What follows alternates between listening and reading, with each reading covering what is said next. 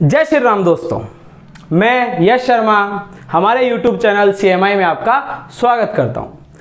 दोस्तों, हमने केंद्र सरकार और उसकी कार्यकारिणी पढ़ ली है। अब हम राज्य सरकार और राज्य सरकार की कार्यकारिणी पढ़ेंगे। तो दोस्तों, संविधान के भाग 6 में राज्य सरकार का वर्णन है और राज्य सरकार का जो संवैधानिक प्रमुख होगा वो कौन होगा? वो होगा राज्यपाल। ये जो राज्यपाल होगा ये राज्य सरकार का संवैधानिक प्रमुख होगा। जिस प्रकार केंद्र सरकार का संवैधानिक प्रमुख कौन था? राष्ट्रपति था। उसी प्रकार राज्य सरकार का संवैधानिक प्रमुख राज्यपाल होगा। देखिए, राष्ट्रपति जो था उसका क्या हुआ? उसका चुनाव हुआ, लेकिन यहां पर जो राज्यपाल है इसका चुनाव नहीं होता है, बल्कि इसकी नियुक्ति होती है। और नियुक्ति भी किसके द्वारा होती है? राष्ट्रपति के द्वारा। अब राष्ट्रपति के द्वारा जब इसकी नियुक्ति होती है ना, तो आप ये देखते हैं कि इसकी नियुक्ति किस तरीके से होती है। तो राष्ट्रपति क्या करता है कि उसको केंद्रीय मंत्रिपरिषद सलाह देती है। मैंने आपको आर्टिकल 74 बताया था। 74 में बताया कि केंद्रीय मंत्रिपरिषद राष्ट्रपति को कार्य के लिए सलाह देती है। तो अब राज्यपालों की नियुक्ति के लिए भी सलाह देती है, ये भी मैंने उसमें बताया था। तो राज्यपाल की जब नियुक्ति होगी ना, तो वो किसके द्वारा होगी? राष्ट्रपति के द्वारा। सलाह किसकी होगी? केंद्रीय मंत्रिपरिषद की। और ये कार्य कहां पे करेगा? ये संबंधित राज्य में कार्य करेगा। अब कार्य भी कैसा करेगा? जो इसके लिए संवैधानिक कार्य हैं उन्हीं सब कार्यों को ये पूरा करेगा। अब वैसे अगर जो हम केंद्र में स्थिति राष्ट्रपति की देखते हैं, बिल्कुल उसके समान ही स्थिति, या मतलब हम कह सकते हैं 100% समान नहीं, लेकिन काफी हद तक राष्ट्रपति के जैसी ही स्थिति राज्यों में किसकी होती है? राज्यों में राज्यपाल की होती है। दोस्तों, हमने देखा था राष्ट्रपति के वीडियो में कि जब संसद द्वारा कोई विधेयक पारित किया जाता है तो उस विधेयक पर जो हमारे राज्यपाल हैं, जो हमारे राष्ट्रपति हैं, वो क्या करते हैं? हस्ताक्षर करते हैं। और हस्ताक्षर से वो क्या बनता है? अधिनियम बनता है। इसी प्रकार जब राज्य विधानमंडल किसी विधेयक को पारित कर देगा तो उस पर राज्य का संवैधानिक प्रमुख कौन है? राज्यपाल। और राज्यपाल क्या करेगा दोस्तों? साइन करेगा। और उस साइन करने के बाद वो क्या बन जाएगा? एक अधिनियम बन जाएगा। देखिए, संघ सूची, राज्य सूची और समवर्ती सूची, ये 3 अनुसूचियां हैं। इनके तहत जो संघ सूची के विषय हैं उन पर तो संसद कानून बनाएगी। अब राज्य सूची के विषयों पर राज्य विधानमंडल कानून बनाएगी। तो मान लीजिए राज्य विधानमंडल में कोई बिल आया, उस बिल को राज्य विधानमंडल ने पारित भी कर दिया, और पारित करने के बाद वो जब राज्यपाल के पास गया तो राज्यपाल ने उसे अपनी स्वीकृति भी दे दी। और स्वीकृति देने यानी हस्ताक्षर करने के बाद वो क्या बन जाएगा? वो अधिनियम बन जाएगा। तो ये सब क्या है? हमारे राज्यपाल से संबंधित कुछ बातें थी। अब हम इन सब का विस्तार से अध्ययन करते हैं। तो आइए दोस्तों, शुरू करते हैं। राज्यपाल, देखिए हमारे भारत राज्य में जो राज्यपाल है इसका जो मॉडल है, देखिए राज्यपाल का जो मॉडल है वो कहां से लिया गया है? मतलब अगर आप कहेंगे राज्यपाल का जो पद है वो हमने कहां से अपनाया है, तो वो पद हमने कनाडा से अपनाया है। कहां से अपनाया दोस्तों? कनाडा से। देखिए, राज्यपाल के पद अमेरिका में भी है। अमेरिका में भी हर राज्य में एक गवर्नर होता है। अमेरिका में भी क्या होता है? गवर्नर होता है। और कनाडा में भी होता है। कनाडा में भी क्या है? एक गवर्नर है। अब अमेरिका में जो गवर्नर है ना दोस्तों, वो क्या होगा? चुनाव में आता है। सीधा इसका प्रत्यक्ष चुनाव होता है गवर्नर का। गवर्नर का क्या होता है? प्रत्यक्ष चुनाव होता है। और गवर्नर के प्रत्यक्ष चुनाव के बाद हम ये देखते हैं कि जो कनाडा है, कनाडा में क्या होता है? इसका कोई भी चुनाव नहीं होता। कनाडा में चुनाव ना होकर के ये किसके द्वारा नियुक्त होता है? केंद्र द्वारा नियुक्त। केंद्र द्वारा नियुक्त होता है कनाडा में। अब यहां पर केंद्र द्वारा नियुक्त हो रहा है, यहां पर प्रत्यक्ष चुनाव हो रहा है। तो हमने मॉडल कौन सा अपना लिया? Canada model. अब हमने कनाडा मॉडल ही क्यों अपनाया? क्योंकि अमेरिका में तो क्या होता है कि गवर्नर का जो प्रत्यक्ष, जैसे वहां पर राष्ट्रपति का प्रत्यक्ष चुनाव होता है, तो वहां पे अंतिम शक्ति कौन होता है? राष्ट्रपति होता है। अब भारत में क्या होता है कि गवर्नर का अगर आप प्रत्यक्ष चुनाव करवाएंगे, राज्यपाल का प्रत्यक्ष चुनाव करवाएंगे, या अप्रत्यक्ष किसी भी विधि से आप चुनाव करवाएंगे, तो क्या होगा कि मुख्यमंत्री का भी चुनाव हो रहा है, राज्यपाल का भी चुनाव हो रहा है, दोनों दोनों वही राष्ट्रपति प्रधानमंत्री जैसी बात है कि वो दोनों कहेंगे कि मैं तो एक जनता के द्वारा चुना हुआ हूं, तो दोनों में क्या होगा, शक्ति और हितों को लेकर टकराव होगा। क्या होगा दोस्तों, शक्ति और हितों को लेकर टकराव हो जाएगा। इसीलिए हमारे संविधान सभा के जो विशेषज्ञ थे, जो न्यायविद थे, जो विधिविद थे, उन सब ने क्या फैसला किया कि हम कनाडा मॉडल को ही अपनाएंगे और कनाडा मॉडल के तहत ही हम केंद्र द्वारा किसकी नियुक्ति करवाएंगे, हम नियुक्ति करवाएंगे राज्यपाल की। अब नियुक्ति केंद्र द्वारा हो रही है, कर कौन रहा है, राष्ट्रपति कर रहा है, और पद हमने कहां से ले लिया, इसका कनाडा से। ठीक है दोस्तों, ये तो इसके बारे में हमने छोटी सी कुछ बातें कर ली हैं। अब हम बात करेंगे सीधे राज्यपाल की। देखिए, ये तो कुछ ऐसी बातें थी जो करना जरूरी था, या एक तरीके से इसके बैकग्राउंड बनाना जरूरी होता है किसी भी चीज का।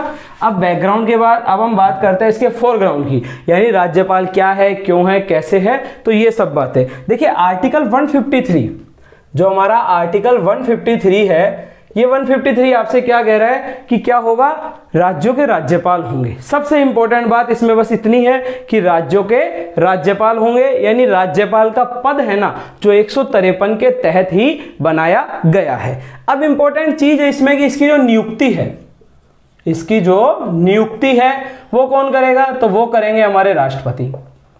तो जो राज्यपाल होगा इसकी नियुक्ति किसके द्वारा की जाएगी, राष्ट्रपति द्वारा। ठीक है दोस्तों, ये राज्यपाल हो गया। अब राज्यपाल की नियुक्ति किसके द्वारा हो गई, राष्ट्रपति के द्वारा। किस आर्टिकल के तहत, तो ये हो गई आर्टिकल 155 के तहत। आर्टिकल 155 के तहत कह रहा है कि राज्यपाल जो है उसकी नियुक्ति कौन कर रहा है, उसकी नियुक्ति हमारे राष्ट्रपति कर रहे हैं। अब इंपॉर्टेंट चीज क्या है कि आपको एक डिसीजन बता देता हूं। सुप्रीम कोर्ट ने 1979 में एक बात कही थी कि जो राज्यपाल है ना, राज्यपाल केंद्र का अधीनस्थ नहीं होगा, केंद्र का अधीनस्थ नहीं होगा, अधीनस्थ नहीं होगा, यह सुप्रीम कोर्ट ने बोला। देखिए, वैसे तो क्या होता है कि राज्यपाल की नियुक्ति केंद्र कर रहा है, और केंद्र अगर नियुक्ति कर रहा है और राष्ट्रपति के हाथ में उसकी नियुक्ति और उसके पद, यानी पद पर वो कब तक बना रहेगा, ये सब राष्ट्रपति के हाथ में है। तो अगर राष्ट्रपति के हाथ में है तो राज्यपाल को एक तरीके से तो केंद्र का एजेंट बनकर ही कार्य करना होता है। लेकिन सुप्रीम कोर्ट ने 1979 में एक बात कही कि राज्यपाल है जो केंद्र का कभी भी अधीनस्थ नहीं होगा, मतलब ये केंद्र की दया पर इसका काम नहीं है, यह बल्कि अधीनस्थ नहीं होगा, बल्कि राज्य का संवैधानिक प्रमुख है, बल्कि राज्य का क्या है, ये संवैधानिक प्रमुख। ये सुप्रीम कोर्ट ने कहा, मतलब सुप्रीम कोर्ट ने इतना बोल दिया कि ये क्या है, राज्य का संवैधानिक प्रमुख है, ये केंद्र का अधीनस्थ नहीं है, और इसका जो कार्य है, इसका जो कार्यकाल है वो केंद्र की भीख पर नहीं है। लेकिन अब हम देखते हैं कि राष्ट्रपति अगर उसकी नियुक्ति कर रहा है, राष्ट्रपति उसको पद से बर्खास्त कर सकता है, और राष्ट्रपति किसकी सलाह पे करेगा, राष्ट्रपति करेगा आर्टिकल 74 में दिए हुए मंत्रिपरिषद की सलाह पे, और मंत्रिपरिषद की सलाह तो केंद्र की ही सलाह समझी जाएगी ना। तो मतलब सुप्रीम कोर्ट ने डिसीजन तो दे दिया कि मतलब राज्यपाल अगर चाहे तो स्वयं विवेक से भी कुछ कार्य कर सकता है। इसकी खुद की भी क्या होती है, विवेक होता है। हमेशा ये नहीं होता कि इसको जो राष्ट्रपति आदेश देगा उसी प्रकार से कार्य करेगा। तो ये हो गई हमारे राज्यपाल साहब की कुछ बातें। अब राज्यपाल जो पद है इसकी क्या है, योग्यता, इसकी क्या है दोस्तों, योग्यता। अब जो इसकी योग्यता है ना, वो इंपॉर्टेंट योग्यता तो यही है दो, भारत का नागरिक, क्योंकि बाकी सबकी तो सेम योग्यता है, भारत का नागरिक हो और 35 वर्ष की क्या हो, उसकी आयु हो, 35 वर्ष की क्या हो, आयु हो, 35 वर्ष की क्या हो उसकी आयु। और ये किसमें है, आपके आर्टिकल 157 में। मतलब राज्यपाल जो होगा उसका योग्यता क्या है कि एक तो उसे भारत का नागरिक होना चाहिए और 35 वर्ष की आयु उसकी हो चुकी हो। उसके अलावा वही समान योग्यताएं हैं, पागल दिवालिया ना हो, लाभ का पद धारण ना करता हो, ठीक है, या फिर किसी दंड के वश वो जेल वगैरह में ना हो, उस पर दंड साबित ना हो चुका हो। ये सब चीजें हैं जिनको हम सब में एक जैसी पढ़ते आ रहे हैं तो उनको छोड़ सकते हैं। नेक्स्ट क्या है, राज्यपाल की शपथ। अब शपथ भी क्या है, एक तो शपथ इसको कौन दिलाता है, हाई कोर्ट का चीफ जस्टिस, संबंधित राज्य के हाई कोर्ट के चीफ जस्टिस द्वारा, मुख्य न्यायाधीश द्वारा। देखिए जो आपका संबंधित राज्य है उसका जो हाई कोर्ट है उसका जो चीफ जस्टिस है, मान लीजिए कि हमारा राजस्थान राज्य है तो राजस्थान हाई कोर्ट का जो चीफ जस्टिस होगा ना वो ही राजस्थान के राज्यपाल को क्या करेगा, शपथ दिलवाएगा। और ये जो शपथ है इसका उल्लेख कहाँ है आपके आर्टिकल 159 में। शपथ का उल्लेख कहाँ है, आर्टिकल 159 में। तो आप एक बार इसका स्क्रीनशॉट ले लीजिए, फिर उसके बाद हम आगे की बात करते हैं।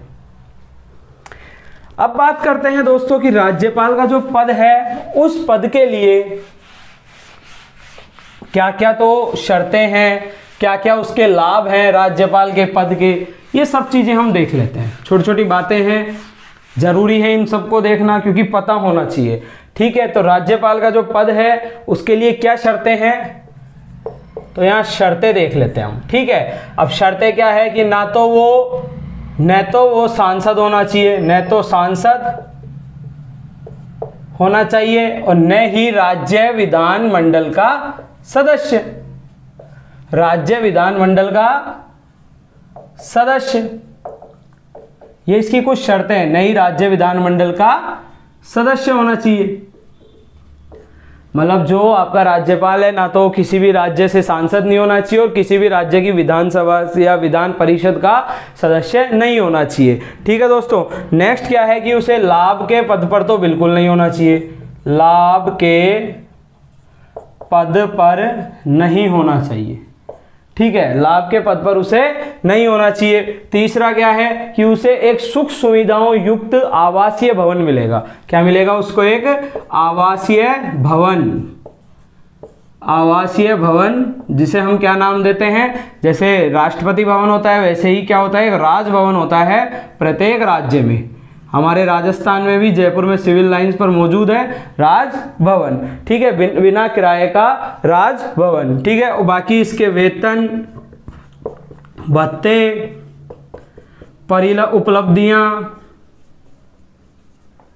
उपलब्धियां वही होंगी जो राष्ट्रपति द्वारा निर्धारित है। किसके द्वारा, राष्ट्रपति द्वारा निर्धारित। ठीक है दोस्तों, इसके बाद नेक्स्ट चीज आपकी वो क्या है कि ये सब जो चीजें हैं ये सब चीजें राज्य की संचित निधि पर भारित, राज्य की संचित निधि पर भारित। ठीक है, ये राज्य की संचित निधि हो गई। अब इसके बाद जो इसकी एक और इंपॉर्टेंट बात है वो है कि जो इसकी पेंशन है, पहले तो ये जो वेतन भत्ते हैं ना इन्हीं के लिए एक और बात है कि इनमें कटौती नहीं की जा सकती, इनमें पद पर रहते कटौती संभव नहीं है, कटौती संभव नहीं।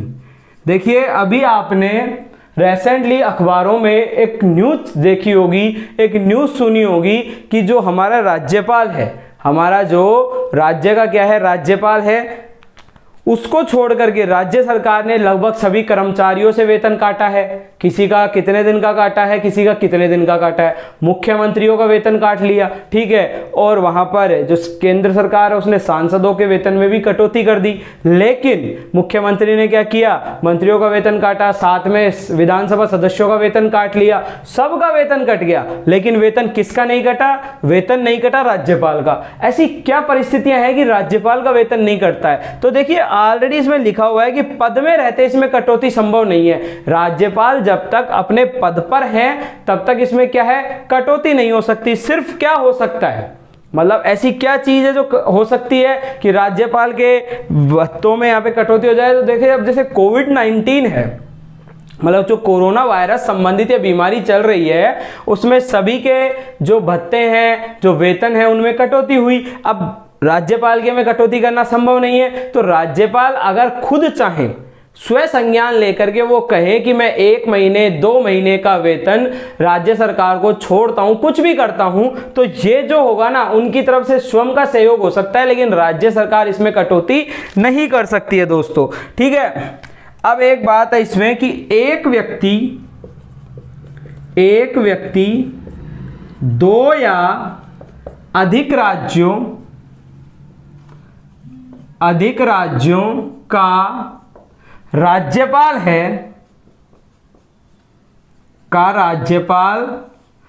है तो उसके वेतन भत्ते राष्ट्रपति द्वारा निर्धारित अनुपात में होंगे। राष्ट्रपति द्वारा निर्धारित अनुपात, क्या है दोस्तों, अनुपात में देय होंगे। मतलब मान लीजिए जैसे कि राष्ट्रपति जी ने कह दिया कि आपको 2 राज्यों का राज्यपाल बनाया जाता है। किसी एक राज्य में अगर आपको 15 दिन काम करना है और दूसरे राज्य में 15 दिन काम करना है, तब तो क्या करेंगे, राष्ट्रपति, देखिए ये राष्ट्रपति के शक्तियां हैं कि वो कितना आपका वेतन तय करता है, किस किस राज्य से कितना प्रतिशत दिलवाता है। लेकिन अगर आप दोनों में 15-15 दिन कार्य कर रहे हैं तो क्या करेगा, राष्ट्रपति आपको दोनों में आधा आधा वेतन दिलवा देगा। लेकिन अगर दोनों में एक साथ काम नहीं कर रहे हैं तब क्या होगा, तब ये आपके साथ होगा कि राष्ट्रपति के हिसाब से जितना तय होगा ना, उतना ही आपको वेतन और भत्ते मिलेंगे। अब इंपॉर्टेंट चीज क्या है, इसके बाद है आपकी कि राज्यपाल की पदावधि। देखिए इसकी पदावधि, तो इसकी पदावधि कितनी है, पदावधि है सामान्य तो देखिए 5 साल ही होती है, लेकिन संविधान की भाषा में हम बोलेंगे तो राष्ट्रपति के प्रसाद पर्यंत। और राष्ट्रपति का प्रसाद पर्यंत तो आप समझते हैं आर्टिकल 74 का प्रसाद पर्यंत। ये हो गया इसकी पदावधि। और एक इंपॉर्टेंट चीज है इसका त्यागपत्र। तो ये त्यागपत्र किसको देगा, त्यागपत्र ये देगा, त्यागपत्र किसको देगा, राष्ट्रपति को, राष्ट्रपति को। ठीक है। एक इसका जो वेतन है ना, वेतन, तो इसका वेतन जो है वही 2018 में 1.10 लाख से बढ़ाकर कितना कर दिया, 3.5 लाख, 3.5 लाख कर दिया। ठीक है। और एक अगर हम इंपॉर्टेंट इसमें चीज देख ले तो मान लीजिए जैसे राज्यपाल का निधन हो गया, ठीक है, अब केंद्र सरकार ने अभी अपनी मंजूरी नए राज्यपाल के जो नियुक्ति है उसके लिए केंद्रीय मंत्रिपरिषद एक बैठक करेगी। तो अगर इतना समय नहीं है और राज्य पे देखिए राज्यपाल नहीं है तो कोई ना कोई कार्यकारी राज्यपाल जरूर होना चाहिए। तो हम कार्यकारी राज्यपाल के रूप में किसको नियुक्त करेंगे, हाईकोर्ट के जज को। निधन होने पर जो राज्यपाल बना सकते हैं हम, निधन होने पर किसको बनाएंगे, हाईकोर्ट के सीजे को, मुख्य न्यायाधीश को राज्यपाल बना देंगे। कैसा राज्यपाल, कार्यकारी, एग्जीक्यूटिव राज्यपाल। तो ये हो गया दोस्तों आपका राज्यपाल के बारे में कुछ बातें। आप इसका स्क्रीनशॉट लीजिए। ठीक है, देखिए आप इसको एक बार। अब दोस्तों हम बात करेंगे राज्यपाल की कार्यकारी शक्तियों की। किसकी बात करेंगे दोस्तों, कि राज्यपाल की। पहले तो देखिए हम राज्यपाल की शक्तियां तो इनकी भी वही है, राष्ट्रपति जी की तरह ही है कुछ शक्तियां, कि राज्यपाल की भी पास क्या होंगी, कार्यकारी शक्तियां होंगी, न्यायिक शक्तियां होंगी, वित्तीय शक्तियां होंगी, विधायी शक्तियां होंगी। तो ये सब राज्यपाल की भी शक्तियां हैं। लेकिन अब राष्ट्रपति और राज्यपाल की शक्तियों में क्या अंतर है, क्या समानता है, वो हम देख लेते हैं। तो अब राज्यपाल की क्या है हमारे सामने, शक्तियां, और शक्तियों में भी क्या है, सबसे पहले कार्यकारी शक्तियां। कार्यकारी शक्तियां, वह राज्यपाल क्या क्या कार्य करेगा, ये इसकी क्या है, कार्यकारी शक्तियां। तो अब क्या है आपके सामने, पहली बात, जैसे वहां पे संघ सरकार हो रही थी, वहां पे केंद्र सरकार हो रही थी राष्ट्रपति में, वैसे यहां पे क्या हो जाएगी, राज्य सरकार के सभी औपचारिक कार्य औपचारिक रूप से राज्यपाल के नाम से, राज्यपाल के नाम से। ठीक है दोस्तों। नेक्स्ट क्या है, जो सारे आदेश होंगे ना, जो भी आदेश होंगे वो भी कौन जारी करेगा, समस्त आदेश राज्यपाल के नाम से। किसके नाम से होंगे समस्त आदेश?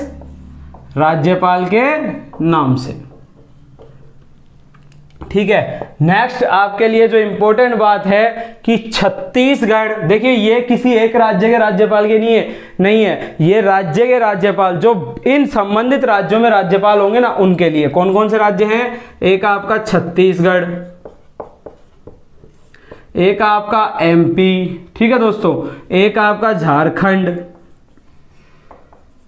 और एक आपका उड़ीसा। इन 4 राज्यों में, उड़ीसा राज्यों में यह राज्यपाल का क्या है? विशेष अधिकार है। राज्यों में राज्यपाल किसकी नियुक्ति करेगा? छत्तीसगढ़, एमपी, झारखंड, उड़ीसा आदि राज्यों में राज्यपाल जनजाति कल्याण मंत्री, किसकी? जनजाति कल्याण मंत्री की नियुक्ति करेगा, की नियुक्ति करेगा। ये छत्तीसगढ़, एमपी, झारखंड और उड़ीसा राज्यों में जो राज्यपाल होंगे उनका क्या है? एक विशेष अधिकार है। राष्ट्रपति ने उपबंध कर रखा है कि इन राज्यों के राज्यपाल, सिर्फ इन 4 राज्यों के राज्यपाल क्या करेंगे? इन 4 राज्यों के राज्यपाल जनजाति कल्याण मंत्री की नियुक्ति करेंगे। या तो मुख्यमंत्री अपनी मंत्री परिषद में जनजाति कल्याण मंत्री की नियुक्ति कर देता है, अगर वो ऐसा नहीं करता है तो ये राज्यपाल का विशेष अधिकार है कि वो एक ऐसा मंत्री जो सिर्फ जनजाति कल्याण मंत्री होगा उसकी नियुक्ति कर सकता है। ठीक है दोस्तों। नेक्स्ट आपके सामने जो बात है, ये किसकी नियुक्ति करेगा? राज्य महाधिवक्ता, महाधिवक्ता की नियुक्ति। किसकी नियुक्ति करेगा? राज्य के महाधिवक्ता की नियुक्ति। किसके तहत? आपके आर्टिकल 165 के तहत। किसकी नियुक्ति कर रहा है? राज्य के महाधिवक्ता की नियुक्ति। राज्य निर्वाचन आयोग की नियुक्ति, राज्य निर्वाचन आयोग की नियुक्ति, आयोग की नियुक्ति। देखिए राज्य निर्वाचन जो आयोग है ना दोस्तों, इसकी नियुक्ति तो राज्यपाल कर देगा, लेकिन इसको पद से हटाने का जो काम है ना, वो ना राज्यपाल के हाथ में ना राष्ट्रपति के हाथ में। इसको पद से हटाने के लिए उसी प्रक्रिया को हम प्रयोग में लेंगे जो मैंने आपको पिछले ही वीडियो में सुप्रीम कोर्ट के न्यायाधीशों को हटाने संबंधी महाभियोग की प्रक्रिया बताई थी। अगर किसी को उस अभियोग की प्रक्रिया के बारे में नहीं पता है, महाभियोग प्रक्रिया के बारे में, तो वो आई बटन पे क्लिक करके सुप्रीम कोर्ट के न्यायाधीशों का महाभियोग, न्यायाधीशों का महाभियोग, महाभियोग, इसको देख ले और इस महाभियोग को देख करके वो समझे कि किस प्रक्रिया के तहत इनको हटाया जाएगा। जब महाभियोग इन पर लग जाएगा तो उसके बाद हटाने का कार्य अंतिम राष्ट्रपति करेगा। देखिए अगर क्वेश्चन में ये आता है ना कि सीसी यानी जो राज्य निर्वाचन आयोग है, कौन सा? स्टेट इलेक्शन कमीशन, एसईसी, इसकी नियुक्ति तो कौन करेगा? इसकी नियुक्ति राज्यपाल करेगा। देखिए ये जो राज्य निर्वाचन आयोग है ना, ये एक सदस्यीय भी हो सकता है, अधिक भी हो सकता है, लेकिन सामान्यतः एक सदस्य ही होता है। तो राज्य निर्वाचन आयोग की जो नियुक्ति है ना, वो कौन करेगा? वो करेगा राज्यपाल। लेकिन उसको हटाएगा कौन? अगर सिर्फ आपके सामने क्वेश्चन में ये लिखा है कि राज्य निर्वाचन आयोग को हटाता है राज्यपाल, राष्ट्रपति, प्रधानमंत्री, मुख्यमंत्री, कोई भी, तो ऑप्शन फिर तो आपका आंसर राष्ट्रपति हो जाए, क्योंकि उसके लिए अंतिम आदेश कौन जारी करेगा? राष्ट्रपति। लेकिन अगर उसको हटाने की प्रक्रिया है ना, तो प्रक्रिया किसके समान है? सुप्रीम कोर्ट के न्यायाधीशों की महाभियोग की प्रक्रिया के समान। अब आप लीजिए इसका एक स्क्रीनशॉट, तब तक मैं पानी पीता हूं।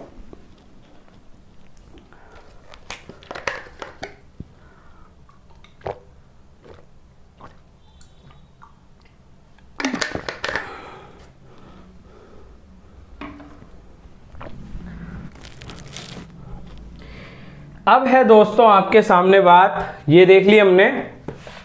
अब ये क्या करेगा? ये राज्य लोक सेवा आयोग, जैसे आपके राजस्थान में आरपीएससी है, वैसे ही सभी राज्यों में क्या होता है? एक पीसीएस होता है, लोक सेवा आयोग होता है। उन सभी के अध्यक्ष और सदस्यों की नियुक्ति भी कौन करता है? आपका राज्यपाल। राज्य लोक सेवा आयोग,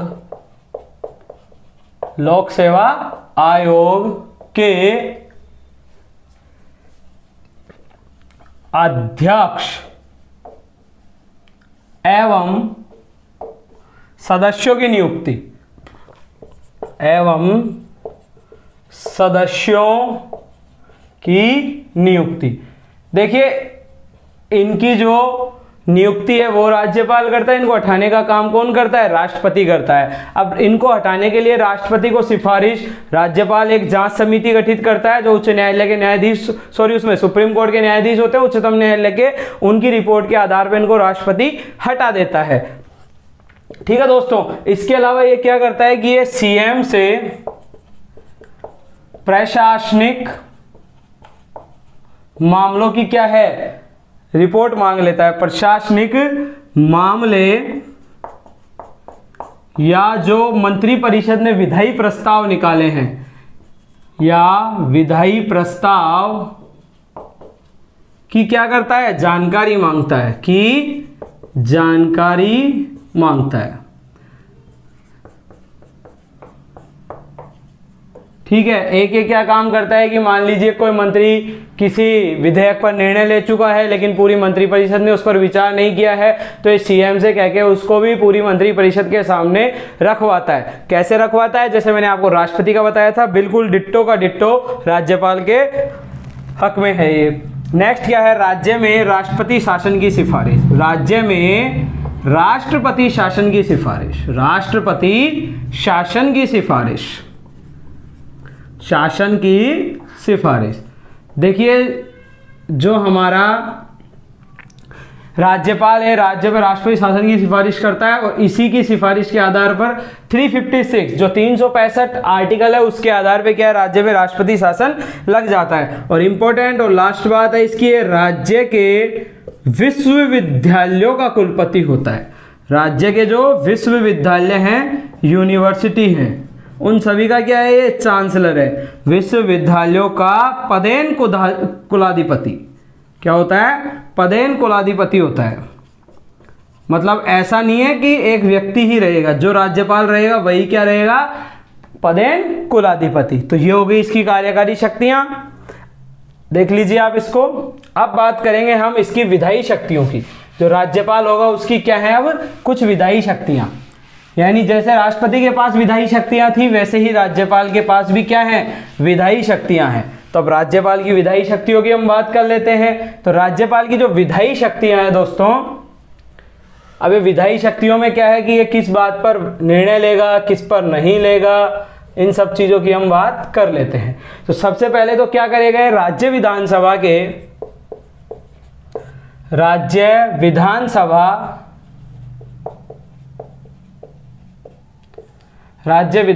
के सत्र को आहूत। देखिए यहां पे आप इस विधानसभा को विधानमंडल भी कर सकते हैं। विधानमंडल क्यों दोस्तों? क्योंकि सब जगह केवल विधानसभा नहीं होती है, कुछ राज्यों में विधान परिषद भी मौजूद है। तो राज्य विधानमंडल के सत्र को आहूत करेगा और सत्रावसान करेगा, सत्रावसान। ठीक है, और साथ में विधानसभा को अलग लगता है थोड़ा, विधानसभा को विघटित भी यही कर सकता है। विधानसभा को सीएम की सलाह पर, देखिए ये तो सीएम की सलाह है उसके अनुसार विघटित, वरना विधानसभा 5 साल बाद स्वतः ही विघटित हो जाती है। सीएम की सलाह पर क्या करेगा? विघटित करेगा। देखिए मैंने आपको वहां बताया था प्रधानमंत्री वाले में कि प्रधानमंत्री का विशेष अधिकार है कि वो लोकसभा को कभी भी विघटित करवा सकता है। तो ऐसा ही विशेष अधिकार किसका है? सीएम का है कि वो विधानसभा को कभी भी क्या कर सकता है? विघटित करवा सकता है। और ये सारी बातें कहां लिखी हुई हैं? आपके आर्टिकल 174 में। ठीक है दोस्तों, नेक्स्ट क्या है? राज्य विधानसभा के प्रत्येक चुनाव, जो राज्य विधानसभा का हो जाएगा उसके प्रत्येक चुनाव के बाद तथा वर्ष के पहले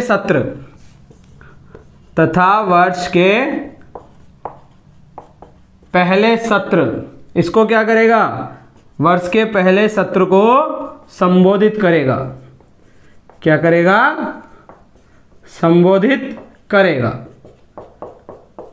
आर्टिकल 175। और एक इसमें देखिए जो बात राष्ट्रपति के पास नहीं है ना, वो राज्यपाल के पास क्या है, वह इंपॉर्टेंट चीज। राज्यपाल क्या करेगा, विशेष संबोधन दे सकता है, विशेष संबोधन। और ये विशेष संबोधन क्या करेगा, 176 के तहत करेगा। देखिए कभी कभी क्या होता है कि राज्य सरकार, मान लीजिए अगर संविधान तंत्र में या तो फेल हो रही है या कोई कार्य कर रही है और उसको बताना नहीं चाहती है, तो राज्यपाल के पास ये विशेष अधिकार है कि वो एक विशेष संबोधन दे सकता है। किसको दे सकता है, अपनी जनता के नाम। क्योंकि जब वो शपथ लेता है कि वो राज्य की जनता के हितों से संबंधित कार्य करेगा, तो आर्टिकल 176 में उसके पास क्या एक विशेष शक्ति है, और उस विशेष शक्ति के तहत वो एक विशेष संबोधन देगा। किसके नाम, राज्य की जनता के नाम देगा। फिर क्या है, राज्य विधान परिषद में, राज्य विधान परिषद, अब जो आपके राज्य की विधान परिषद है ना, में 1/6 सदस्यों की नियुक्ति, 1/6 सदस्यों की नियुक्ति। और ये किसकी सलाह पे करता है 1/6 सदस्यों की नियुक्ति, सॉरी 1/6 सदस्यों की जो नियुक्ति करेगा ना, वो किस किस आधार पे करेगा, तो उसके क्षेत्र क्या है आपके, वही साहित्य, कला, विज्ञान, समाज सेवा। और इसमें एक नई चीज जोड़ दी। देखिए ये तो सब राज्यसभा के सदस्यों के लिए भी थी जो मनोनीत होंगे, साथ में क्या है कि नियुक्ति नहीं, सॉरी ये मनोनयन का मनोनयन, क्योंकि मनोनयन ही तो करेगा इनका, समाज सेवा और सहकारिता, सहकारिता। तो ये तो क्या हो गया है, इनका मनोनयन करता है। साथ में राज्य विधानसभा में, जो राज्य विधानसभा है, राज्य विधानसभा में एक एंग्लो इंडियन, किसकी, एक एंग्लो इंडियन की भी क्या करेगा, ये मनोनयन करेगा। ठीक है दोस्तों, तो ये तो हो गई इसकी विधायी शक्तियां। अब इसके बाद हम बात करेंगे जब राज्य विधानसभा में बिल आ जाएगा तो उस बिल पर ये क्या क्या कार्य कर सकता है। आप इसका स्क्रीनशॉट लीजिए एक बार। अब क्या करेगा ये करेगा कि जो राज्य विधानसभा से कुछ विधेयक पारित हुए हैं ना दोस्तों, उन विधेयकों पर क्या ये फैसले लेगा, किस प्रकार से अपनी स्वीकृति देगा या नहीं देगा, इन सब बातों की भी हम बात कर लेते हैं। तो ये राज्य विधानसभा द्वारा पारित विधेयक, राज्य विधानसभा द्वारा जो विधेयक पारित होगा ना, द्वारा पारित विधेयक, देखिए मैं यहां पे बार बार जो विधानसभा लिख रहा हूं ना दोस्तों, आप इसको विधान मंडल ही समझना, क्योंकि ये थोड़ा आदत में आ जाता है। क्योंकि जो विधेयक पारित होगा, जो विधि बनेगी ना, वो विधानमंडल बनाएगा। क्योंकि ज्यादातर राज्यों में क्या है, विधानसभा है, कुछ राज्यों में विधान परिषद है, इसलिए विधानमंडल हो जाता है। और सामान्यतः हमारे राजस्थान राज्य में सिर्फ विधानसभा है, इसलिए जब हम कुछ भी बात करते हैं तो हमारी बातों में सामान्यतः जिसका जिक्र होता है वो विधानसभा ही होता है। इसलिए देखिए कुछ छोटी मोटी बातें हैं जो आ जाती है सामने हाथ के नीचे। अब ये क्या करता है, ये देता है उस पर स्वीकृति। क्या करेगा दोस्तों, इसके बाद देखिए कुछ ऑप्शन है, क्या करेगा, या तो वो स्वीकृति देगा, ठीक है, या स्वीकृति देने के लिए इसको रोक सकता है, या स्वीकृति रोकना, या स्वीकृति रोक देगा। ठीक है दोस्तों, या फिर ये क्या करेगा कि राज्य विधानमंडल के पास इसे पुनर्विचार के लिए भेज देगा। राज्य विधानमंडल के पास पुनर्विचार के लिए भेज देगा, पुनर्विचार के लिए भेज देगा, भेजना, ठीक है। और इसके पास जो एक इंपॉर्टेंट चीज है कि ये विधेयक को राष्ट्रपति के विचारार्थ सुरक्षित रख देगा, विधेयक को राष्ट्रपति के विचारार्थ, क्या, विचारार्थ सुरक्षित रखना, सुरक्षित रखना। मतलब ये राष्ट्रपति के विचारार्थ क्या कर देगा, इसको सुरक्षित कर देगा। और ये किस में है, आपके आर्टिकल 200 में। किस में है, आपके आर्टिकल 200 में क्या करेगा, इसके विचारार्थ क्या कर देगा, इसको सुरक्षित रख देगा। और ये जो राष्ट्रपति, देखिए अब ये राष्ट्रपति की विशेष शक्तियों में चला जाएगा, लेकिन जो राष्ट्रपति इस पर निर्णय लेता है ना, वो आर्टिकल 201 के तहत लेता है। अब क्या हुआ, एक इंपॉर्टेंट चीज और बच रही है इसमें, अध्यादेश जारी करना।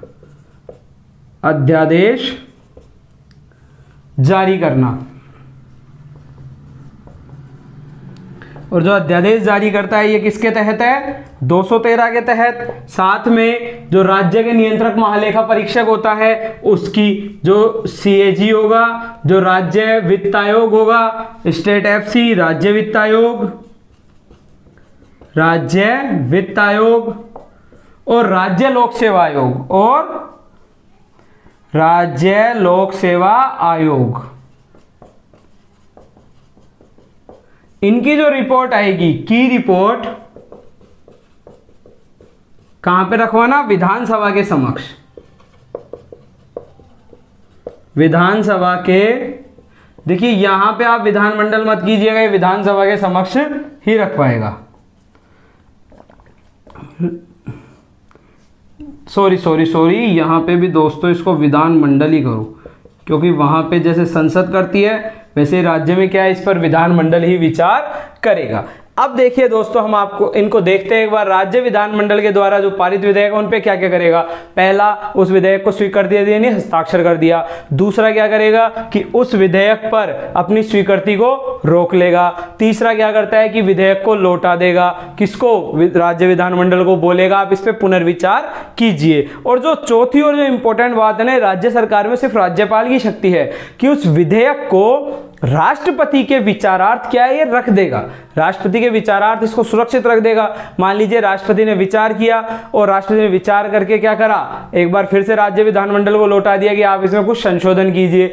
अब अगर राज्य विधानमंडल ने संशोधन नहीं किया और नहीं करने के बाद भी दोबारा से भेज दिया राष्ट्रपति के पास, तो अब राष्ट्रपति क्या हो जाएगा, साइन करने को बाध्य हो जाएगा। लेकिन अब यहाँ पे देखिए दोस्तों, आपकी राष्ट्रपति साइन करने के लिए बाध्य है, लेकिन कितने समय में बाध्य है, यहाँ ऐसा कोई भी संविधान में उल्लेख नहीं है, ठीक है। और यहाँ पे जो राष्ट्रपति के विचारार्थ सुरक्षित रखा है राज्यपाल ने, इस पर राष्ट्रपति कितने समय में विचार करेगा, यह भी संविधान में कहीं भी लिखा हुआ नहीं है। आप लीजिए इसका स्क्रीनशॉट, फिर इसके आगे बात करते हैं। अब बात राज्यपाल की वित्तीय शक्तियों की। किसकी बात, राज्यपाल की वित्तीय शक्तियां। देखिए जो इसकी वित्तीय शक्तियां हैं ये भी लगभग राष्ट्रपति के समान ही है। जो राज्यपाल की वित्तीय शक्तियां हैं ये भी किसके समान है, राष्ट्रपति के समान, क्योंकि ये भी क्या काम करता है, ये वही काम करता है जैसे राष्ट्रपति काम करता था। क्या करेगा, वित्तीय शक्तियां, ठीक है दोस्तों। वित्तीय शक्तियों में हम देखते हैं अब राज्यपाल की वित्तीय शक्तियां हुई कि एक तो राज्य का वार्षिक वित्तीय विवरण, वार्षिक वित्तीय विवरण या राज्य बजट, राज्य बजट किसके समक्ष रखवाएगा, राज्य विधानमंडल के समक्ष रखवाना। राज्य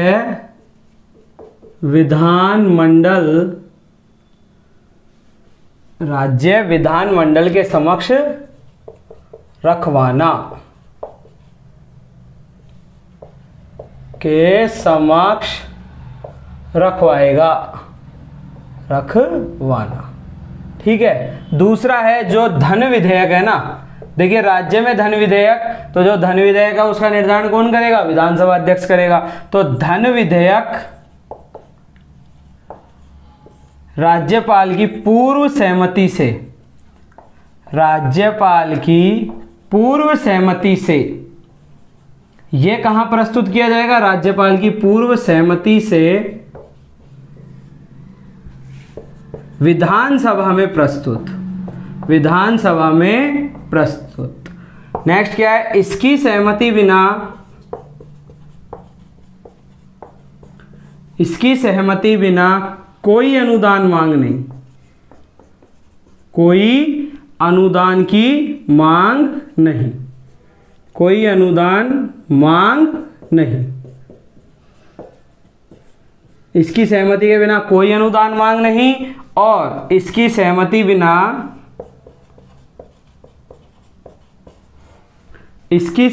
बिना राज्य आकस्मिक निधि से व्यय नहीं। जो केंद्र की आकस्मिकता निधि थी वहां पे कौन की सहमति जरूरी थी? राष्ट्रपति की। तो राज्य आकस्मिकता विधि से व्यय नहीं, विधि से व्यय नहीं। तो ये तो हो गई इसकी वित्तीय शक्तियां। क्या होगा? जो वार्षिक वित्तीय विवरण है, राज्य का बजट है, उसको राज्य विधानमंडल के समक्ष रखवाएगा। मेनली क्या होता है? विधानसभा से ही पारित करवाना होता है। विधान परिषद के बाद उतने अधिकार होते हैं जैसे राज्यसभा के पास थे। तो अगर विधान परिषद पारित नहीं भी करती है तो भी पारित ही माना जाता है। जैसे राज्यसभा ने सेंट्रल बजट को नहीं किया था तो वहां पर भी क्या हुआ था? पारित माना गया था। नेक्स्ट क्या है? जो धन विधेयक है वो राज्यपाल की पूर्व सहमति से ही विधानसभा धन विधेयक को किस में प्रस्तुत किया जाता है? केंद्र सरकार के लिए लोकसभा में, और यहाँ पर राज्य विधानसभा में। इसकी सहमति बिना कोई अनुदान मांग नहीं, यानी इसकी सहमति के बिना कोई अनुदान मांग नहीं। इसकी सहमति के बिना क्या होता है? कोई भी अनुदान की मांग नहीं रखी जा सकती। और इसकी सहमति के बिना राज्य की जो आकस्मिकता निधि होती है ना, राज्य की संचित निधि, राज्य की लोक निधि, लोकलेखा निधि और राज्य की आकस्मिकता निधि, इन तीनों निधियों में से जो आकस्मिकता निधि होती है इस पर समस्त अधिकार राज्यपाल के पास होते हैं। और सेंटर में जो आकस्मिकता निधि होती है संघ की, वहां पर समस्त अधिकार राष्ट्रपति के पास होते हैं। तो उससे क्या है? कोई भी व्यय नहीं किया जा सकता। तो ये हो गई इसकी वित्तीय शक्तियां। अब बात करेंगे हम राज्यपाल की न्यायिक शक्तियों की। किसकी बात करेंगे? राज्यपाल की न्यायिक शक्तियों की।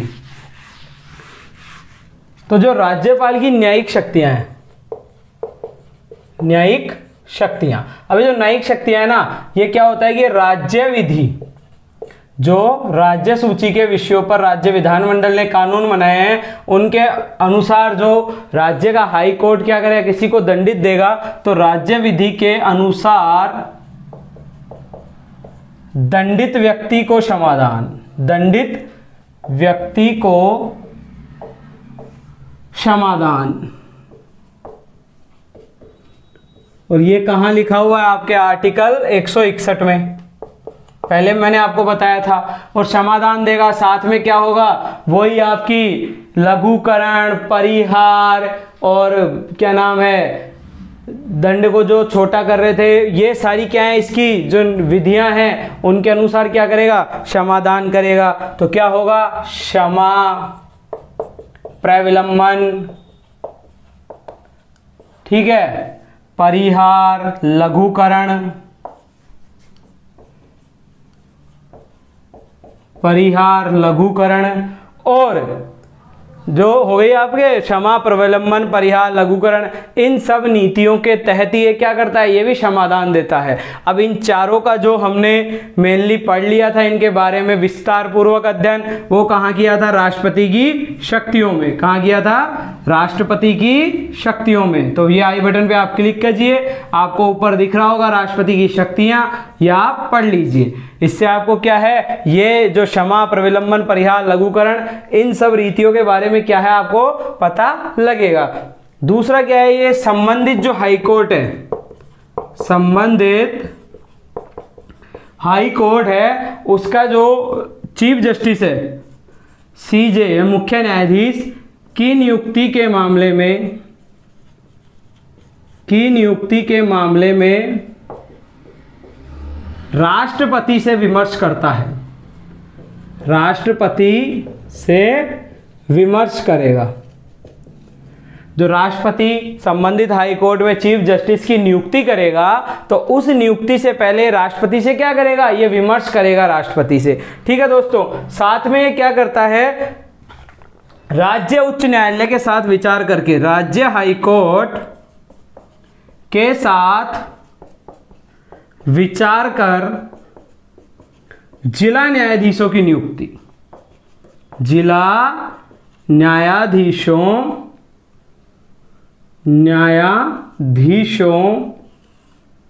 की क्या करता है? नियुक्ति। और जो इंपॉर्टेंट बात है, एक है कि राज्य न्यायिक सेवा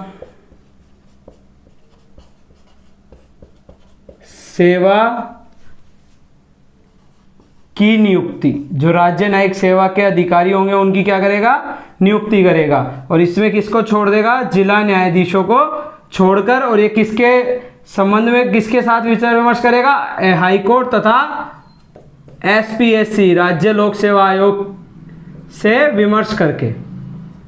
मतलब क्या है कि किसी जगह तो हाईकोर्ट जज का एग्जाम करवाती है, जैसे राजस्थान में हाईकोर्ट या आरजेएस का एग्जाम लेती है, और किसी जगह क्या है लोक सेवा आयोग लेते हैं। तो कंप्लीट जो राज्यपाल है पूरे भारत में जितने भी राज्य हैं उनके राज्यपाल होंगे, उनके संबंध में भी हम बात कर रहे हैं। तो राज्यपाल क्या करेगा, राज्य न्यायिक सेवा के अधिकारियों की नियुक्ति करेगा, जो हाईकोर्ट तथा एसपीएससी राज्य लोक सेवा आयोग से विचार विमर्श करके करेगा। इसमें क्या है, इसमें जिला न्यायाधीश सम्मिलित नहीं है, यहाँ पे जिला न्यायाधीश सम्मिलित हैं। ये करेगा आपके आर्टिकल 233 के अनुसार, और ये करेगा आपके आर्टिकल 234 के अनुसार।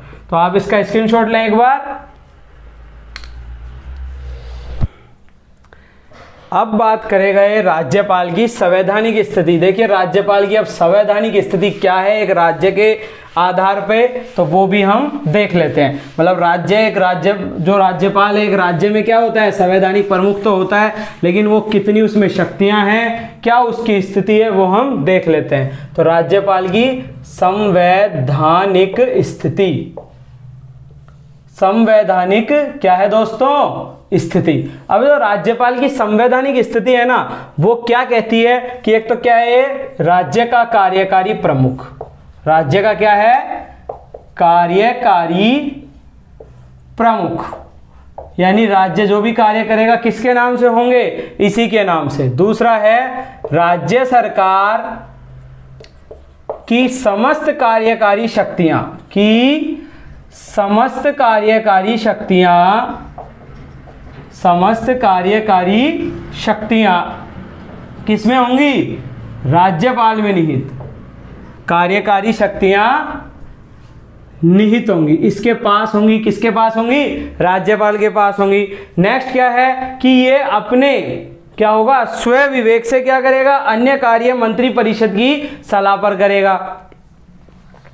जो क्या है, ये अपने विवेकाधिकार, अपने विवेकाधिकार, मतलब ये जो कुछ कार्य स्वयं विवेक से करता है ना, जैसे राष्ट्रपति के लिए अपना जो आर्टिकल 200 के तहत राष्ट्रपति के लिए किसी विधेयक को सुरक्षित रख देता है विचारार्थ, तो वो क्या करता है, स्वयं विवेक से करता है। तो अपने विवेकाधिकार के अलावा अन्य जो शक्तियां हैं, अन्य शक्तियां, ये किसकी सलाह पे, राज्य मंत्री परिषद की सलाह पे, राज्य मंत्री परिषद की सलाह पे। जो राज्य मंत्री परिषद की सलाह होगी उसके आधार पे क्या करेगा, ये अपने विवेकाधिकार को छोड़ करके राज्य मंत्री परिषद की सलाह पे क्या करेगा, बाकी सब शक्तियों का यूज करेगा आर्टिकल 163 के तहत। ठीक है दोस्तों। और अंतिम क्या है, राज्य जो मंत्री परिषद है ना, ये किसके प्रति जिम्मेदार होगी, ये राज्य मंत्री परिषद किसके प्रति जिम्मेदार है, विधानसभा के प्रति जिम्मेदार, विधानसभा के प्रति जिम्मेदार। राज्य मंत्री परिषद किसके प्रति जिम्मेदार होगी, राज्य विधानसभा के प्रति। तो ये तो हो गया आपका आर्टिकल 64 में लिखी हुई है बात। और जो मंत्री परिषद है वो किसके प्रति जिम्मेदार है, लोकसभा के प्रति जिम्मेदार है। कौन सी, केंद्र की मंत्री परिषद। तो दोस्तों ये हो गई आपके सामने राज्यपाल की संवैधानिक स्थिति है, राज्य का कार्यकारी प्रमुख है, राज्य सरकार की समस्त कार्यकारी शक्तियां इसमें निहित है। ठीक है। और ये क्या करेगा, राज्य के जो भी कार्य होंगे ये किनसे करवाएगा, राज्य मंत्री परिषद से। जो इसके अधीनस्थ हैं वो सब कार्य का क्या करेंगे, प्रशासनिक कार्यों को संपन्न करेंगे। अपने अधीनस्थों से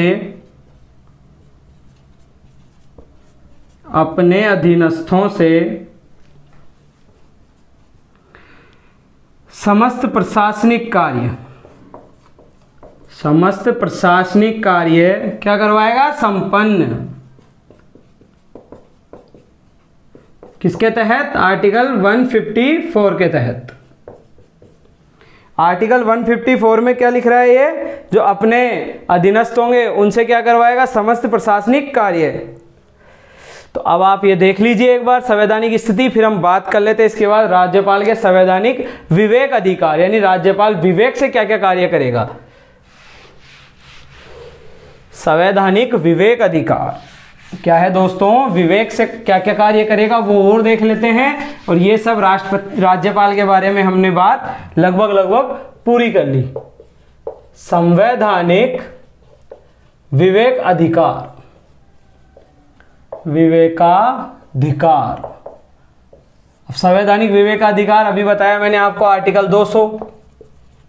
200 के तहत क्या करेगा, राष्ट्रपति के विचार हेतु राष्ट्रपति के विचार हेतु क्या करेगा, विधेयक सुरक्षित कर लेगा। किसी विधेयक को 200 के तहत राष्ट्रपति के विचार हेतु क्या कर देगा, सुरक्षित कर देगा।